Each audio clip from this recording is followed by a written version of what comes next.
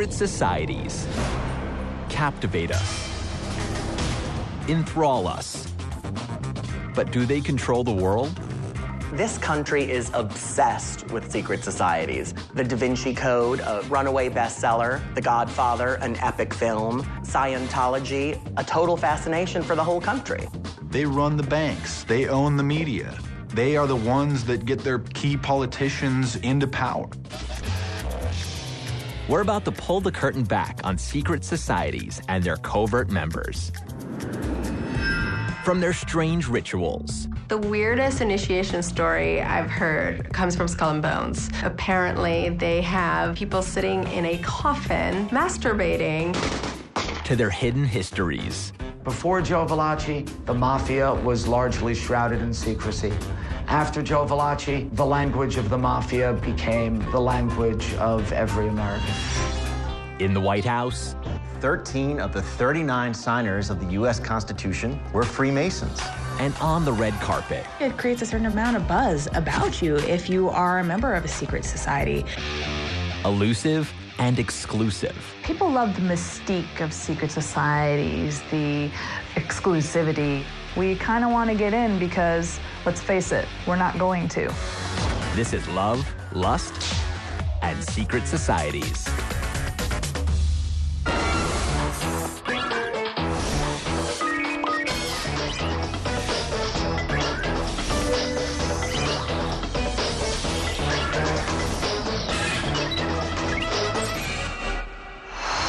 Since the beginning of time, the world's true power players banded together in secrecy.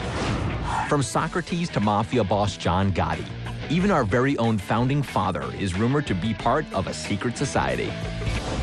If you want to be in control of the earth right now, you better be in a secret society, because everyone in power, they're all members of these secret societies. Secret societies have spawned incomparable commercial success. The Da Vinci Code sold 80 million copies. It was translated into 44 different languages, and in 2010, it became the best-selling English novel of the 21st century.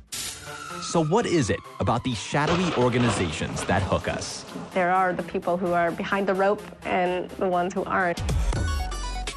What fuels the constant chatter about secret societies is the mystery of it. It's fun to get together with other people and try and solve the mystery. And it's even more fun because the entire mystery is never going to be solved. And the world's most whispered about secret society is the Illuminati. No organization has spawned more conspiracy theories. How powerful is the Illuminati today? They run the banks. They own the media. They are the ones that get their key politicians into power.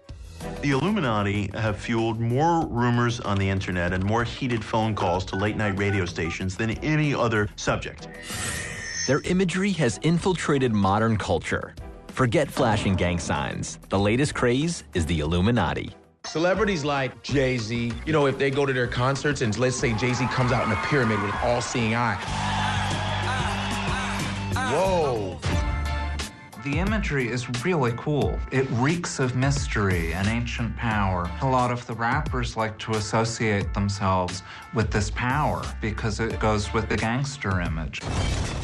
Hip-hop fans believe if Jay-Z's in the boardroom, if he's texting Obama, if he's on the cover of Forbes, then he could be part of the Illuminati. But the real story of the Illuminati begins centuries ago. The Illuminati was actually a liberal, political, and religious reformist organization that was founded in Bavaria in 1776 by a philosopher and law professor named Adam Weishaupt. Weishaupt as a person wasn't such a nice man, but the politics that he espoused are American politics. He was a figure of the Enlightenment. He came out of the same place that our founders did. He believed in concepts of political liberty, religious liberty, free expression. It is no accident that he formed his organization the same year as the American founding. He sympathized very deeply with the aims of the founding fathers. This is the age of enlightenment in Europe.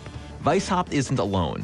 Many intellectuals and artists are questioning the Catholic Church's authority and preaching free thought. This triggers a fierce backlash, and the Illuminati are forced underground. The Illuminati were banned because they were doing all kinds of democratic things. They were voting, they championed freedom and democracy. Some of the rumored members include the philosopher Goethe, the composer Mozart. It was dangerous to be liberal and democratic back then. You had all the kings of Europe nervous that they were going to be beheaded. In 1784, the Illuminati is banned, and Weishaupt flees Bavaria to escape persecution. After the Illuminati was disbanded, the truth is Adam Weishaupt lived a very quiet existence, but undoubtedly he did help ignite politically liberal ideas, which found expression in the work of radicals who would later contribute to the development of the French Revolution. Weishaupt dies of old age in exile, but rumors about the Illuminati's ongoing role in European revolutions run rampant. Communist revolutionaries were in the Illuminati. Billionaire Jewish bankers were in the Illuminati. This is the well that all conspiracy theory comes from. And theories about the Illuminati's covert role in world affairs continue to flourish today. There's a lot of people out there with conspiracy theories that think that the Illuminati might not actually be over, but it just changed names. Adam Weishaupt's own writings say that he had plans in place in case they were discovered so that the organization would continue and become more powerful than it was before.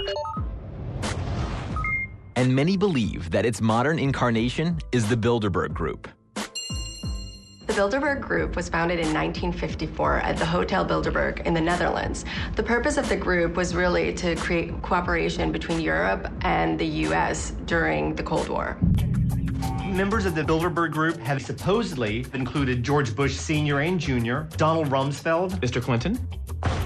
The world's most powerful men and women, approximately 120 of them, meet every year to privately and secretly discuss their agendas, and it's all done under a tremendous shield of secrecy. The main thing that's sketchy about the Bilderberg Group is that they don't let people in. There's a media blackout.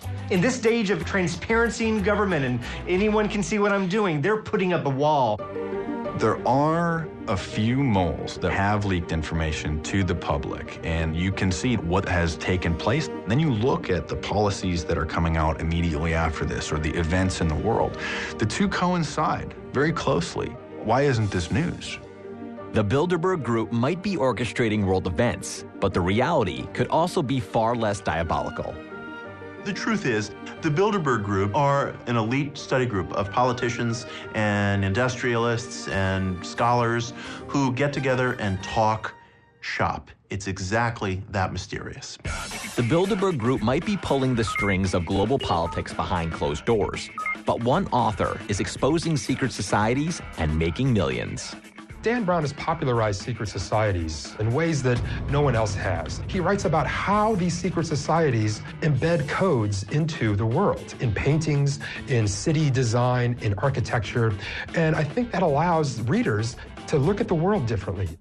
After the global success of the Da Vinci Code and Angels and Demons, Dan Brown decided to shine a light on another shadowy organization, the Freemasons, with his 2009 best-selling book, The Lost Symbol.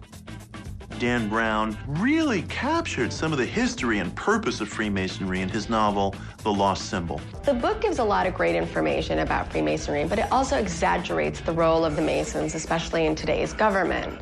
The 2004 movie, National Treasure, also did the same thing, but who can blame these people? They're not reporters, they're really storytellers. These days, you don't have to look very far to see the Freemasons' influence on our society. Freemasonry symbols are everywhere in American life. What you have on the dollar bill is an unfinished pyramid. It stands for man's urge to climb. And this was put on the dollar bill by President Franklin D. Roosevelt, who was also a Mason. The Freemasons are a fraternal organization with roots in stonemasonry trade guilds from the early 1700s. They've evolved into modern charitable organizations but have always been shrouded in mystery. The funny thing about Freemasons is even though their symbolism is all over American life, whether we talk about the Statue of Liberty or the Washington Monument, we really don't know that much about them. They were a group of influential people with radically liberal ideas about religion and politics who needed to get together in secret for purposes of self-protection. The Freemasons are like America's all-star team. They've included writer Mark Twain, Supreme Court Justice Thurgood Marshall, Henry Ford, and Houdini. most important thing about Freemasons is that they helped establish some of the bedrock